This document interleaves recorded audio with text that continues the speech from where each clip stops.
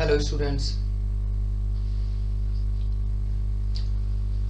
जैसा कि आपके लिए इस एग्जाम्पल थर्ड में कहा है, एक साधारण कैटनरी के स्मॉल एल लंबाई के एक भाग के सिरों पर स्पर्श रेखाओं के क्षैतिज से झुकाव अल्फा तथा बीटा हैं। यदि दोनों सिरे कैटनरी के शीर्ष के एक ही ओर हों तो सिद्ध कीजिए एक सिरे की दूसरे सिरे से ऊंचाई है L sine 1/2 alpha plus beta upon cos 1/2 alpha minus beta. तो देखो, जैसा कि आपसे इस क्वेश्चन में कहा है, मैंने आपको बता दिया है स्टैटिक्स हो या डायनेमिक्स हो, डायग्राम मैन होता है। डायनेमिक्स में तो इतने डायग्राम नहीं है, लेकिन फिर भी स्टैटिक्स में हर एक क्वेश्चन में एक डायग्राम होगा जिसको आपको बहुत अच्छे से समझना होगा। जैसा कि कहा है, एक साधारण कैटनरी के स्मॉल एल लंबाई के एक भाग के सिरे पर। तो पहले हम कैटनरी के बारे में कैटनरी का डायग्राम बनाएंगे। ये जैसे एक्स अक्ष है और ये है जैसे कि कैटनरी। ओके, ये कैटनरी का न्यूनतम बिंदु सी है। तो क्वेश्चन में कहा है कि एक साधारण कैटनरी के स्मॉल एल लंबाई के एक भाग। तो इस पे क्या है, स्मॉल एल लंबाई का कोई भाग है, मान लीजिए ये भाग है स्मॉल एल लंबाई का। अब इस स्मॉल एल लंबाई के भाग को आप कुछ नाम दे सकते हो, ए बी। क्या नाम दे सकते हैं इसको, ए बी। अगर हम इसको नाम दें ए बी तो आप समझोगे कि साधारण कैटनरी के स्मॉल एल लंबाई के एक भाग के सिरों पर स्पर्श रेखाएं, मान लीजिए ये ए बी चाप है जिसकी लंबाई कितनी है, स्मॉल एल। तो ये स्मॉल एल लंबाई का एक भाग है। ए से लेकर के बी तक की दूरी कितनी है, इसकी एल है। अच्छा, सी से लेकर के ए तक की दूरी, ये जो कि हम चाप कहें एस। क्या कहा है इसको, चाप एस। सी से लेकर के ए तक की दूरी को चाप एस कहा। अब ये कहा है कि स्मॉल एल लंबाई के एक भाग के सिरों पर, जो कि सिरे बने ना ए और बी, यहां जो सिरे हैं ए और बी, सुविधा के लिए इसको बी कह दें और इसको ए। ये जो सिरे बने ए और बी, तो स्मॉल एल लंबाई के एक भाग के सिरों पर स्पर्श रेखाओं के क्षैतिज से झुकाव, यानी ए सिरे पर स्पर्श रेखा खींचो तो ए सिरे पर स्पर्श रेखा कुछ इस तरह से जाएगी। अच्छा देखो, क्वेश्चन में एक और बात कही है, ऐसे ही क्या है, बी सिरे पर स्पर्श रेखा खींचो तो ए सिरे पर स्पर्श रेखा और बी सिरे पर जो स्पर्श रेखाएं हैं वो क्षैतिज के साथ अल्फा और बीटा कोण बनाती हैं। लेकिन एक कंडीशन का है, यदि दोनों सिरे कैटनरी के शीर्ष के एक ही ओर हों। कैटनरी का शीर्ष सी है और इसमें जो स्मॉल एल लंबाई का जो एक भाग है इस कैटनरी का, उसके दोनों सिरे जो ए बी हैं वो कैटनरी के क्या है, एक ही ओर हैं। ऐसा कहा है कि यदि दोनों सिरे कैटनरी के शीर्ष के एक ही ओर हों तो सिद्ध कीजिए। तो देखिए, ए और बी इस कैटनरी के शीर्ष से एक ही ओर हैं, जैसे कि दाईं तरफ मान लिए। तो क्वेश्चन में कहा है कि इन सिरों पर जो स्पर्श रेखाएं हैं वो क्षैतिज के साथ अल्फा और बीटा कोण बनाती हैं, यानी ए सिरे पर स्पर्श रेखा क्षैतिज एक्स के साथ अल्फा कोण बनाती है। ठीक ऐसे ही बी सिरे पर जो स्पर्श रेखा है, जो है इस क्षैतिज के साथ बीटा कोण बनाती है। अब क्वेश्चन में कहा है तो सिद्ध कीजिए एक सिरे की दूसरे सिरे से ऊंचाई। देखो, एक सिरे से दूसरे सिरे की जो ऊंचाई है ना, वो इतनी सिद्ध करनी है। एक सिरा तो ये ए है, तो ए सिरे से एक सिरा तो ये ए है, इसको बिंदुवत रेखा के द्वारा व्यक्त कर रहे हैं। दूसरा सिरा बी है, इसकी ऊंचाई इसको भी बिंदुवत रेखा के द्वारा व्यक्त कर रहे हैं। अगर इस ऊंचाई को हम y1 कहें और बी से लेकर के एक्स अक्ष तक की जो ऊंचाई है इसको y2 कहें, तो हमसे पूछा है सिरे ए की बी से ऊंचाई। तो इस ऊंचाई को निकालने के लिए यहां से इस पर लंब डालें, इसको m कह दें। तो हमसे am दूरी पूछी है। देखो बी सिरे से और ए सिरे से जो दूरी है ना, यानी दोनों सिरों के बीच की जो दूरी है वो पूछी है। तो आप क्या करेंगे, दोनों सिरों की यहाँ से इस पे लंब डालें तो ए एम दूरी जो बनी, अर्थात पूरी y1 है, ये y2 है, तो ये जो दूरी बनेगी ना, यह जो दूरी होगी ए से लेकर के m तक की, यह अगर y1 में से y2 को माइनस कर दिया जाए तो उसके बराबर होगी। तो हमें यहाँ क्या करना है, y1 माइनस y2 की वैल्यू निकालनी है। ओके, इसमें हमें y1 माइनस y2 है, इसकी वैल्यू निकालनी है। तो जैसे जैसे आपसे क्वेश्चन में कहा है, माना साधारण कैटनरी के स्मॉल एल लंबाई के एक भाग के सिरों पर स्पर्श रेखा क्षैतिज से अल्फा और बीटा कोण बनाती हैं।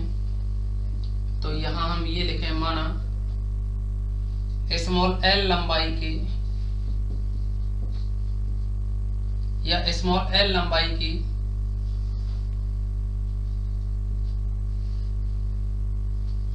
स्मॉल एल लंबाई के एक भाग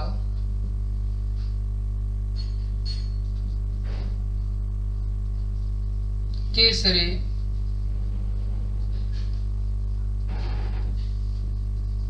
स्मॉल ए तथा बी हैं, जिन पर स्पर्श रेखा क्षैतिज से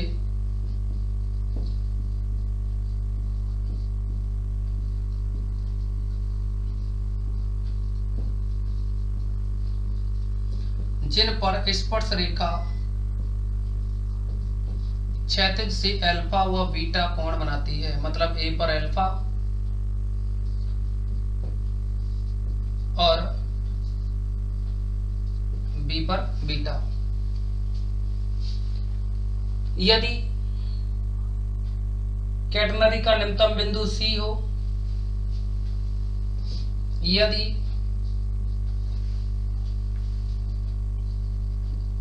कैटनरी का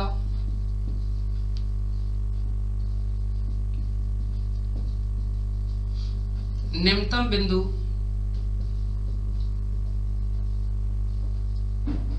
सी है तथा BC is equal to small s है चाप, ये जो चाप है बी से लेकर के सी तक वो कितना एस है, और ए की नियता से दूरी y1 और बी की नियता से दूरी कितनी है, y2 है, और a, b की नियता से दूरी y1 व y2 हैं, तब ज्ञात करना है कि y1 minus y2 is equal to L sine 1/2 alpha plus beta upon में cos 1/2 अल्फा माइनस बीटा। हमें ये प्रूफ करना है। तो देखिए स्टूडेंट्स, आपको जैसा कि हमने बताया था, कुछ फॉर्मूले होते हैं। एक तो होता है S is equal to c tan psi. Okay, ये तब बनता है S is equal to c tan psi अगर ये स्पर्श रेखा है वो एक्स अक्ष के साथ साई कोण बनाती हो। लेकिन हम A पॉइंट पर या पहले B पॉइंट पर बात करें, किसी को भी लिख दो। अब B पर आप देखेंगे C से लेकर के, यानी निम्नतम बिंदु C है ना, S से B तक की दूरी कितनी S है, तो S is equal to c tan psi. Psi ना लिख करके हम देखेंगे कि जो B पॉइंट पर स्पर्श रेखा कोण बना रही है वो बीटा बना रही है क्षैतिज के साथ में, और ये क्या है, यहाँ मूल बिंदु O है, तो ये लिख दिया जाएगा बीटा। तथा दूसरा देखिए A बिंदु पर तथा A पर आप A बिंदु की अगर बात करें तो इसकी C से जो दूरी होगी वो S, तो ये है, और L ये है, तो आप देखेंगे यहाँ S प्लस L हो जाएगी। A पर S plus L is equal to c ten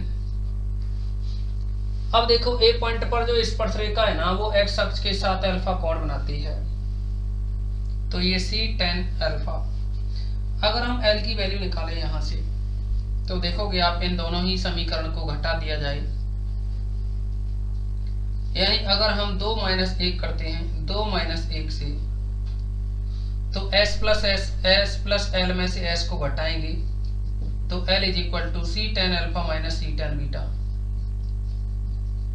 C tan alpha minus c tan beta. हमें यहां से c की वैल्यू निकालनी है। c की वैल्यू निकालोगे तो ये बनेगा l is equal to c tan alpha minus tan beta, और c की वैल्यू निकालोगे तो l में भाग लगेगा tan alpha minus tan beta का, l अपॉन में tan alpha minus tan beta. तो ये c की वैल्यू निकल आई। अब देखिए एक फॉर्मूला होता है y इज इक्वल टू सी सेक साई, जो कि आपको पहले हमने बता रखा है। तो y इज इक्वल टू सी सेक साई का अगर हम यूज करें, जो कि y इज इक्वल टू होता है सी सेक साई, तो आप देखोगे a और b पर, पहले b पॉइंट की बात करें तो y की जगह y2 लिखा जाएगा और एंगल क्या रहेगा बीटा। अब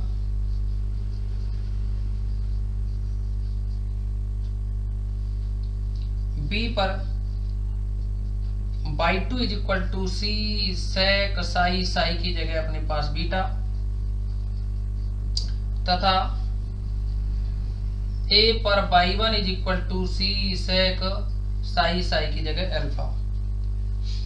जैसा कि आप देखोगे हमें y1 माइनस y2 की वैल्यू निकालनी है, तो आप इसमें y1 माइनस y2 निकालें। अब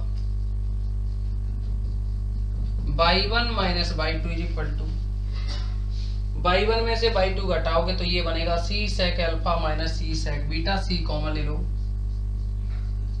तो sec alpha minus sec beta ये बन जाएगा। ओके, अब यह बन जाएगा यहां, तो ये रहा c की वैल्यू रखोगे और c की वैल्यू है l upon tan alpha minus tan beta, और ऊपर है ये sec alpha minus sec beta upon में, यानी c की वैल्यू रख रहे हैं ना l upon tan alpha minus tan beta, ten alpha minus tan beta. Okay, इसको साइन कॉस में बदलेंगे तो कुछ एलसीएम वगैरह भी लेना होगा। आप देखो इस कॉस को 1 अपॉन कॉस करोगे 1 अपॉन कॉस अल्फा और ये 1 अपॉन कॉस बीटा, तो ऊपर तो रहेगी ये value l 1 upon cos alpha minus 1 upon cos beta. Tan alpha को लिखोगे sine alpha upon cos alpha, tan beta को लिखोगे sign beta upon cos beta. अगर एलसीएम लें तो ऊपर बनेगा कॉस अल्फा कॉस बीटा, यहां भी लें एलसीएम तो कॉस अल्फा कॉस बीटा, जो कि कट जाएगा, तो ऊपर आया ये l cos beta minus cos alpha, cos beta minus cos alpha upon में नीचे बनेगा ये sine alpha cos beta, sine alpha cos beta minus cos alpha sign beta, cos alpha sign beta equal में ऊपर है ये l कॉस बीटा माइनस, देखिए cos c minus cos d का फॉर्मूला लगाओगे आप, ये सभी इधर फॉर्मूले ही लिखे हुए हैं, आप देखेंगे ये cos c minus cos d का जो फॉर्मूला होता है minus 2 sine c plus d by 2, और ये sine c minus d by 2, minus आगे लिख देते हैं या फिर डी माइनस सी कर देते हैं, माइनस को बाहर नहीं लेते तो, है ना। अच्छा, ये बना यहाँ cos beta minus cos alpha upon में sign A cos B minus cos A sine B, तो ये बनता है, देखो sign A cos B minus cos A sine B करोगे तो साइन ए माइनस बी यानी साइन अल्फा माइनस बीटा। अब देखिए इसमें बस इसकी कैलकुलेशन करनी है हमें, और इसकी जैसे ही आप कैलकुलेशन करोगे तो इसे लिख सकते हो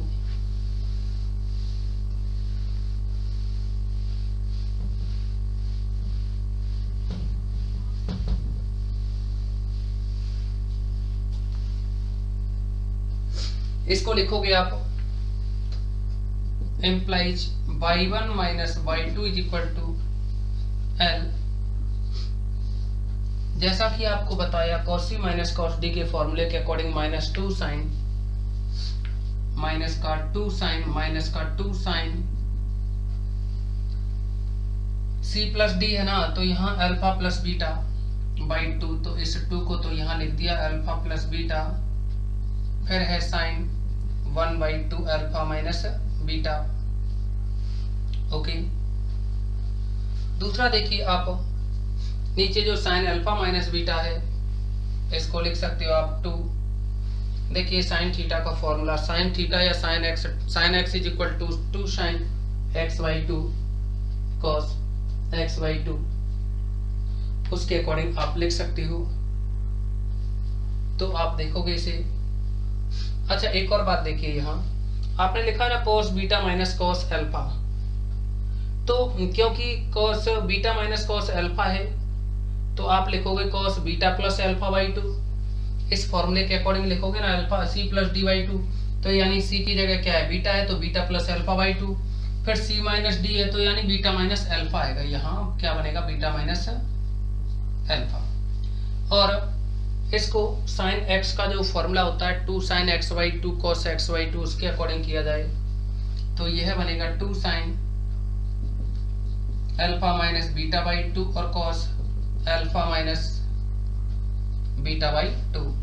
आप देखोगे साइन अल्फा माइनस बीटा वाली जो कंडीशन है उसके अकॉर्डिंग ये कैंसिल हो जाएगा, लेकिन यहाँ से एक माइनस बाहर आ जाएगा, क्योंकि साइन यहाँ से माइनस बाहर निकालें तो अल्फा माइनस बीटा में चेंज हो जाएगा और ये माइनस माइनस हो जाएगा प्लस, और 2 से ये 2 भी कैंसिल हो जाएगा और ये बचा ऊपर l sine 1/2 alpha plus beta upon में है cos 1/2 अल्फा माइनस बीटा।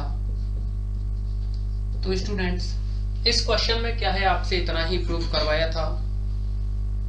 अब हम एग्जाम्पल जो 4 है इसके बारे में डिस्कस करेंगे। यानी इस एग्जाम्पल 4 में आपसे कहा है सिद्ध कीजिए कि एक अंतहीन जंजीर, अंतहीन जंजीर का मतलब है कि इसके सिरे के, उसके जो जंजीर है उसके सिरे ही ना हो। अब आप कहोगे कि सर ऐसी तो कोई जंजीर है ही नहीं जिसके सिरे ना हो।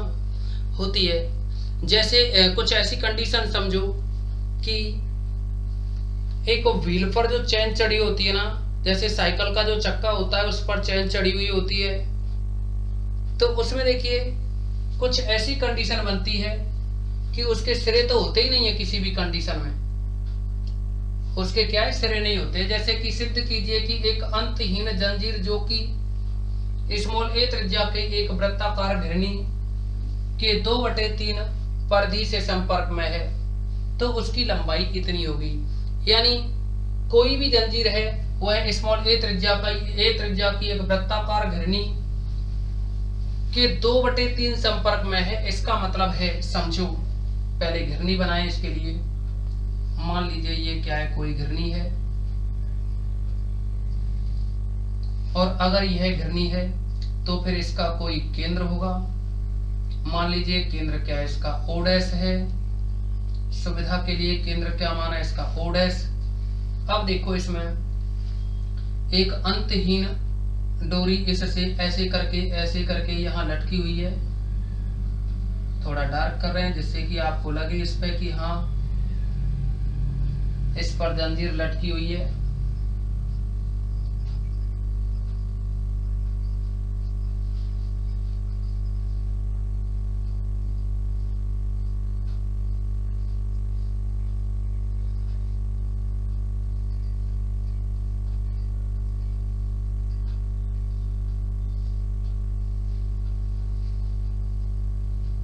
कुछ इस तरह से है।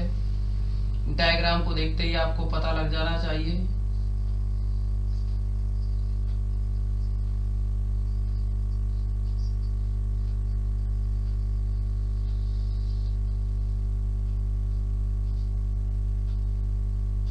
उम्मीद करते हैं आपकी समझ में आया होगा।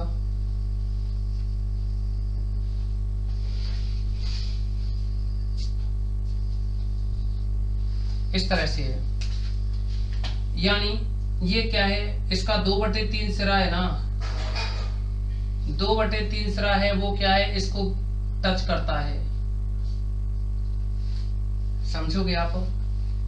केंद्र O' है, इसका ऊपर का हिस्सा 2/3, तो इस ऊपर का जो हिस्सा है ना जंजीर का, वो इसको टच कर रहा है।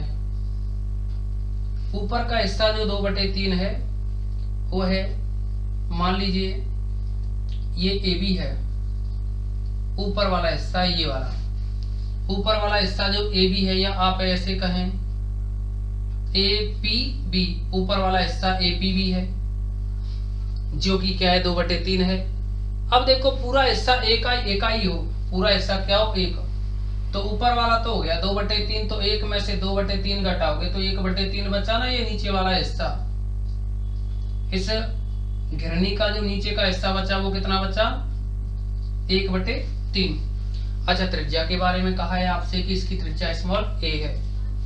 घिरनी की त्रिज्या कितनी है इसकी, स्मॉल a।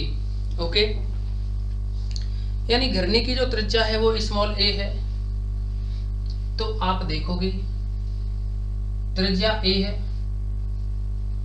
और ऊपर जो है ऊपरी भाग क्या है जिसको कि जंजीर टच करती है, वह भाग है 2/3। वह भाग क्या है, 2/3। देखिए हम बात करें अगर पूरे अगर चकती, या इसको हम घिरनी कहें, पूरी घिरनी की अगर हम बात करें तो इसकी परिधि कितनी होगी, 2πa, क्योंकि a त्रिज्या है। लेकिन 2/3 भाग है ना, देखो लंबाई निकल आई ना, ये पूरी 2πa पूरी लंबाई निकल आई, लेकिन 2/3 भाग को ही ये ऊपर जो जंजीर है टच करती है। यानी घिरनी का जो 2/3 भाग है इसी को केवल टच करती है, तो इसका 2/3 निकाल दो तो ये बन जाएगा 4/3πa। मतलब ये निकल आई हमारी जो दूरी होगी या जंजीर की लंबाई होगी APB, A से लेकर के APB तक की जो जंजीर की लंबाई है वो निकल आई अपने पास 4/3πa। एक और बात, ऊपर का सिरा 2/3 है ना, APB कितना है, 2/3, तो नीचे का बचाइए AB जो नीचे का सिरा है, आप यहाँ सुविधा के लिए एक C पॉइंट दें, अभी फिर जरूरत पड़ेगी उसकी मानने की। तो ये 1/3 जो सिरा बचा है ACB, इस ACB की बात करें तो ये 1/3 बचा। अब देखो इस 1/3 के लिए कि पूरे राउंड में तो क्या है, एंगल बनता है 360, तो फिर 1/3 भाग के द्वारा कितना बनेगा, 1/3 का गुणा कर दो तो ये बनेगा 120 डिग्री। तो यानी इसके द्वारा यहाँ जो कोण बनेगा वो कितना रहेगा, 120 डिग्री। ठीक है, अगर हम A और B को मिला दें तो आप देखेंगे ये 120 है, देखिए ये एंगल 120 है और ये x है, तो ये भी x होगा, क्योंकि ये त्रिज्या है O' और O'B। O' और O' त्रिज्या है, तो कोण भी समान होंगे, यानी त्रिज्याएं तो ये बराबर होंगी, और बराबर भुजाओं के सामने के कोण भी बराबर होते हैं। और अब देखोगे आप यहाँ x प्लस 120 बराबर 180 होगा, क्योंकि त्रिभुज के तीनों कोणों का योग कितना होता है, 180। 120 घटा दोगे यहाँ से, 2x बराबर में 60 आ जाएगा, तो x बराबर 30 बनेगा। x बराबर क्या रहा, 30। ये एंगल निकलेगा 30। अच्छा चलो ठीक है, ये एंगल 30 निकलेगा। अगर हम A पॉइंट पर स्पर्शरेखा की बात करें, A पॉइंट पर स्पर्शरेखा की बात करें तो आप जानते हैं कि ये त्रिज्या और ये स्पर्शरेखा परस्पर लंबवत होते हैं, तो पूरा तो 90 हो गया, 90 में से 30 घटा दो तो ये रह जाएगा 60 डिग्री। कितना सा, ये वाला एंगल रह जाएगा 60 डिग्री। ठीक है, अब देखो अगर हम O' से लेकर के, कहां से, अगर हम O' से लेकर के एक ऊर्ध्वाधर रेखा खींचें, देखिए एक्चुअली हो क्या रहा है यहाँ कि इस पॉइंट को सी ना दे करके इसे सी नाम देंगे तो देखो ए सी बी ये क्या है, एक कैटनरी बनेगी ना, क्या बनेगी ये कैटनरी। ओके, ए सी बी इस कैटनरी की लंबाई और निकाल दें, और 2/3 भाग को जो जंजीर टच करे हुए थी घिरनी के को उसकी लंबाई आपने निकाल दी 4/3 पाई ए। हम क्या कर रहे हैं 4/3 पाई ए, तो ऊपर जो ए पी बी है इसकी लंबाई निकल आई। अब ए सी बी और निकाल लें, जो कि ए सी बी क्या है कैटनरी, कैटनरी की लंबाई। तो इस कैटनरी की लंबाई को और निकाल दें और दोनों को जोड़ दें, ए पी बी और ए सी बी दोनों को जोड़ दें तो इस जंजीर की टोटल लंबाई निकल आएगी। उम्मीद करते हैं जो आपको समझाया है डायग्राम में वो अच्छे से समझ में आया होगा। अब हम क्या कर रहे हैं, जैसे कि हमें ये कैटनरी लगे ऐसा महसूस करने के लिए हम यहाँ से एक ऊर्ध्वाधर रेखा खींच रहे हैं। ये ऊर्ध्वाधर रेखा है। अच्छा, ये अगर ऊर्ध्वाधर रेखा है तो आप देखोगे इसमें कि ये जो सी पॉइंट है और ये मान लीजिए एक्स अक्ष है, इसके साथ में ये जो कोण बना रही है ये साई होता है। लेकिन आप देखोगे ए बी के समांतर क्या है, ए बी क्या है इस एक्स अक्ष के समांतर है और ये इसको काट रही है, तो यहाँ ये जो एंगल है 60 का है, तो ये साई जो एंगल होगा ये भी 60 डिग्री का ही होगा। एक अंतर की कंडीशन से ये इस तरह से एक अंतर की कंडीशन बनी ना, तो साई की वैल्यू हो गई अपने पास 60 डिग्री। देखो हम करना क्या चाह रहे हैं ये समझो, सी से लेकर के ए तक की दूरी, चाप की लंबाई, यानी सी से लेकर के ए तक की जो चाप की लंबाई है वो एस हो, क्या हो एस। तो हम क्या है यहाँ इस एस की वैल्यू निकाल रहे हैं, और एस की वैल्यू जब इधर ए तक सी से लेकर के ए तक एस है तो सी से लेकर के बी तक भी एस होगी, तो 2s निकाल देंगे। इस 2s की जो भी वैल्यू निकलेगी उसको 4/3 पाई ए में जोड़ देंगे, इतना बन जाएगा। देखो 4/3 पाई ए है ना, ए कॉमन ले लिया, 4/3 पाई 1 भाग तो आपको मिल रहा है ना, क्या है 1 भाग तो आपको मिल रहा है। अच्छा, S इक्वल टू जो फॉर्मूला होता है, S इज इक्वल टू एक फॉर्मूला आपको हमने बताया था C log साई। देखो S is equal to C log sec psi plus tan psi का ये एक फॉर्मूला है। Okay, S is equal to इसको हम क्या है काम में लेंगे, 2S निकालेंगे तो 2 का गुणा कर देंगे। ओके, अब जैसे जैसे आपको डायग्राम में दिया है वैसे वैसे हमें इसके बारे में लिखना होगा, ठीक।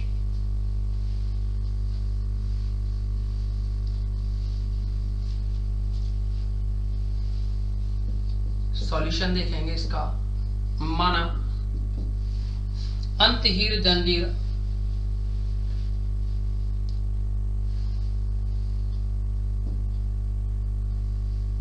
जो कि घिरनी जिसकी की त्रिज्या a है के संपर्क में 2/3 पर्दी को रखती है। माना स्मॉल a त्रिज्या की घिरनी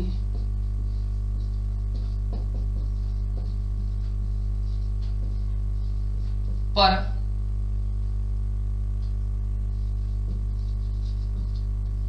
या हम ये कहें जो कि स्मॉल a त्रिज्या की घिरनी पर जंजीर की लंबाई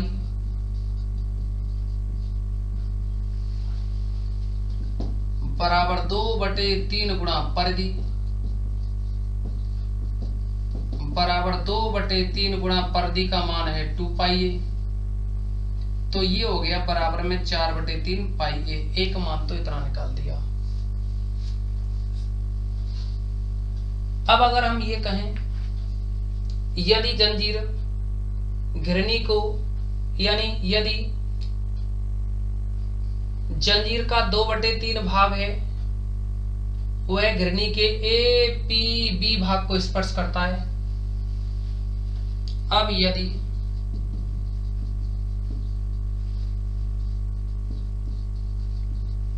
जंजीर का 2/3 भाग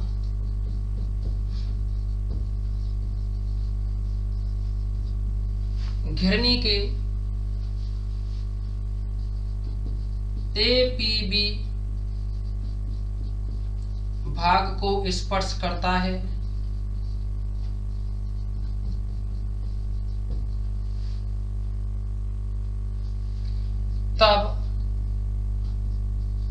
1/3 भाग द्वारा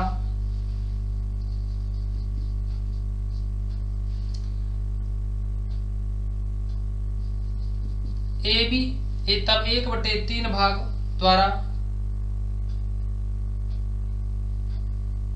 चाप AB से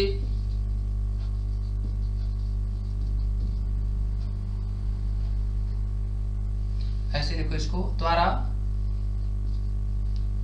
घिरनी के केंद्र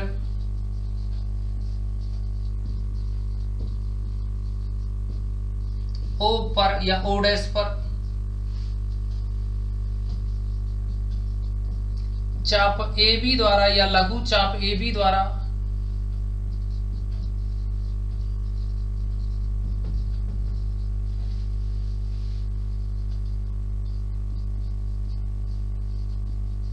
बना कोण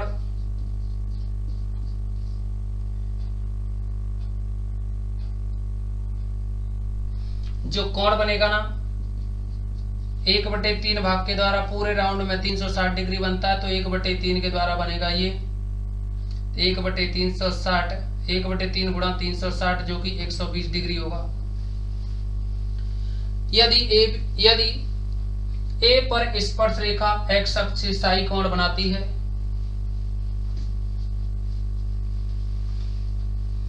यदि A पर स्पर्श रेखा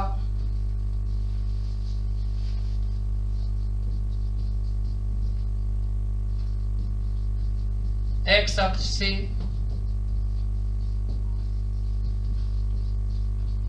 साई कोण बनाती है, तब साई इक्वल टू 60 डिग्री होगा। अब कैसे होगा इसके बारे में हमने आपको डिटेल में बता दिया था। ओके, अब देखिए जो फॉर्मूला होता है S इज इक्वल टू, एक जो फॉर्मूला बताया हमने आपको, उस फॉर्मूले का अगर हम यूज करें S is equal to C tan psi, तो देखिए इसमें S की वैल्यू निकालने के लिए पहले C की वैल्यू और निकालनी पड़ेगी, और C की वैल्यू निकालने के लिए हम एक वैल्यू होती है X, इसका उपयोग करेंगे। यानी देखिए जगह छोड़ रहे हैं, थोड़ा हमें जरूरत है, क्योंकि एक फॉर्मूला है, सॉरी ये S बराबर नहीं होता, ये X बराबर होता है। इस X के मान को काम में लेंगे, जिसकी हेल्प से हम C की वैल्यू निकालेंगे, क्योंकि X is equal to C log sec psi plus tan psi. अब आप देखेंगे कि यहाँ साई की वैल्यू तो 60 डिग्री रख देंगे, 60 है साई का मान, लेकिन x की वैल्यू क्या है? इस x की वैल्यू निकालने के लिए अगर हम इस पॉइंट को O नाम दें, तो O से A तक की दूरी x मानी जाए, O से A तक की दूरी क्या मानी जाए? x। तो आप इसको लिख दोगे,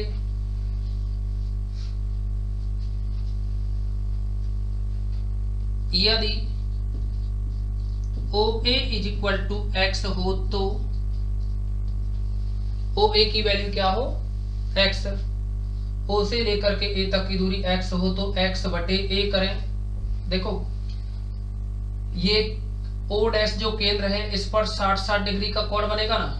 आप अगर चाहें तो 30 की हेल्प से कर दो, 30 डिग्री के अकॉर्डिंग करोगे तो आप देखोगे कि ये कितना है। इस त्रिभुज में, त्रिभुज O, देखिए आप त्रिभुज OA O डैश में, तो त्रिभुज OA O डैश में आप देखोगे 30 के सामने लंब होगा, तो ये जो x जो दूरी मानी है OA, वो क्या होगा? आधार। तो आधार बट्टे करण करो, यानी x अपॉन a करोगे तो ये बन जाएगा, आधार बट्टे करण हुआ ना, क्योंकि थीटा ये 30 डिग्री है, तो इसके सामने जो O डैश O होगा वो क्या होगा? लंब। तो यह बन जाएगा, आधार बट्टे करण करेंगे, x क्या है? OA है, तो आधार बट्टे करण बन जाता है cos, और एंगल कितना है? 30 डिग्री। तो यहां से x इज इक्वल टू निकला ए cos 30 डिग्री। अच्छा, cos 30 की वैल्यू sin 60 के बराबर होती है और sin 60 का मान क्या होता है √3/2। तो ये बनेगा a इंटू में √3/2।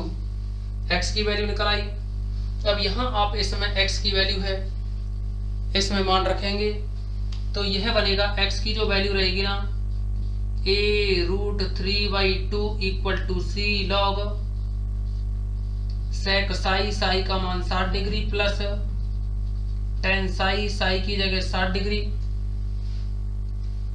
अब हम क्या करेंगे, इसमें से वैल्यू निकालेंगे। c की वैल्यू निकालनी है तो पहले इसको सिंप्लीफाई करते हैं। a √3/2 implies a √3/2 is equal to c log। अब देखिए इसमें sec 60 यानी cos 60, cos 60 का मान होता है 1/2, तो ये बन जाएगा sec 60 हो जाएगा 2 प्लस tan 60 का मान होता है √3, तो ये √3 रहा। अब हम c की वैल्यू निकालेंगे तो ये बनेगा c is equal to log वाली टर्म 2 के साथ आएगी यानी a √3 या √3a अपॉन में c की वैल्यू निकाल रहे हैं तो log का भाग लगेगा और ये है 2 log 2 प्लस √3। ओके, ये आ गया अपने पास √3a upon 2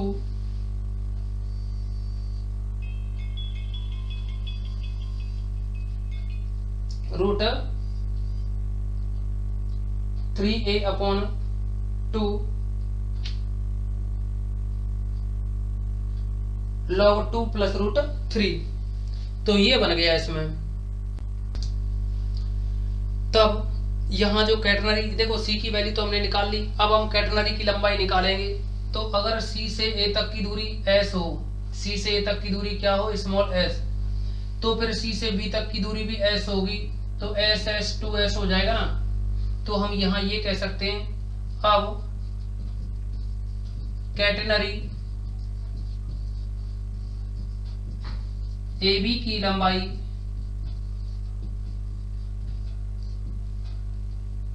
S is equal to C tan psi होती है ना, लेकिन हमें तो 2S की जरूरत है तो 2 से मल्टीप्लाई कर देंगे। अब tan साई है ना, साई की जो वैल्यू है ये रहेगी 2 इंटू C, C की वैल्यू रहेगी अपने पास √3a अपॉन 2, साथ में है ये log 2 प्लस √3 इंटू में tan साई, और tan साई, साई की वैल्यू है यहाँ अपने पास 60 डिग्री और tan 60 का मान होता है √3। तो tan 60 का मान कितना बताया आपको √3। इस वैल्यू को हम यहाँ काम में लेंगे।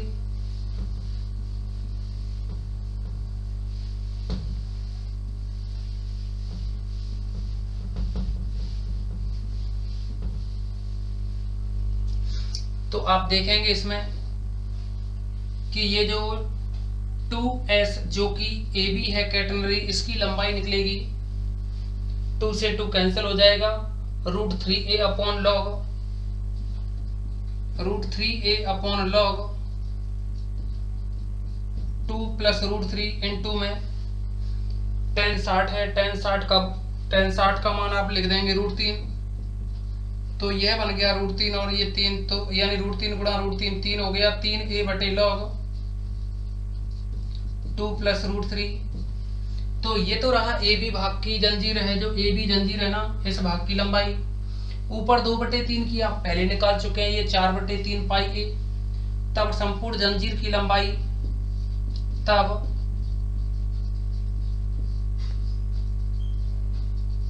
संपूर्ण जंजीर की लंबाई और यह बन जाएगी एक तो 4/3 पाई a, तो ये वाली हो जाएगी 4/3 पाई a। इसमें हमें जोड़ना है 3a बटे लॉग 2 प्लस का √3। अगर हम यहां से a को कॉमन लें तो आप देखेंगे a कॉमन लिया तो ये बन जाएगा 4π/3 प्लस में 3 बटे में लॉग 2 + √3। तो स्टूडेंट्स हमें इस क्वेश्चन में केवल और केवल इतना ही प्रूव करना था। ओके।